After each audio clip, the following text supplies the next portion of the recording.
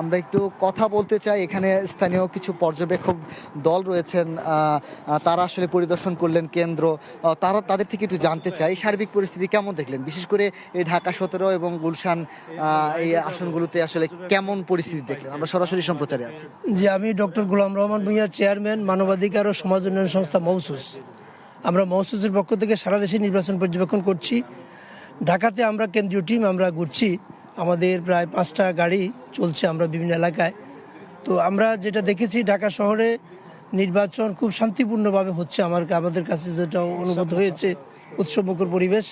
যদিও কোনো কোনো জায়গায় ভোটার আমরা কম দেখেছি, ভোটার পরিমাণের হারে অনেক কম দেখেছি, কোনো কোনো জায়গায় কোনো কোনো জায়গায় বেশি দেখেছি। বড় কোনো ধরনের কিছু আমরা দেখিনি।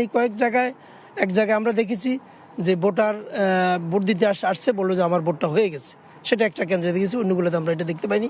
এখানে এসে আমরা একটা জিনিস দেখেছি, সেটা হলো 2টা ভোট নষ্ট হয়েছে, 2টা ব্যালট পেপার নষ্ট হয়েছে।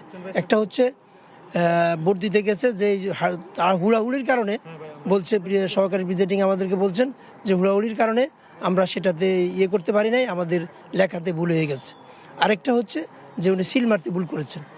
আর এছাড়া অন্য কোনো আইনশৃঙ্খলা পরিস্থিতি বা অন্য কিছু আমরা স্বাভাবিকই দেখেছি সব।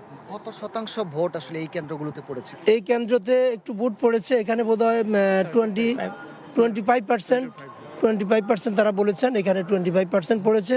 অনেক কেন্দ্রে আমরা দুপুর পর্যন্ত দেখেছি 21%, কোনো কোনো জায়গায় 30%ও হয়েছে। এত কম ভোট পড়ার কারণ কি মনে করছেন? আসলে এটা পড়ার পিছনে আমরা কোনো কারণ এখনো উদ্ঘাটন করতে পারিনি। তবে মনে হচ্ছে যে কিছু কিছু লোক তারা ভোট দেন নাই, তারা বাসা থেকে আসেন নাই।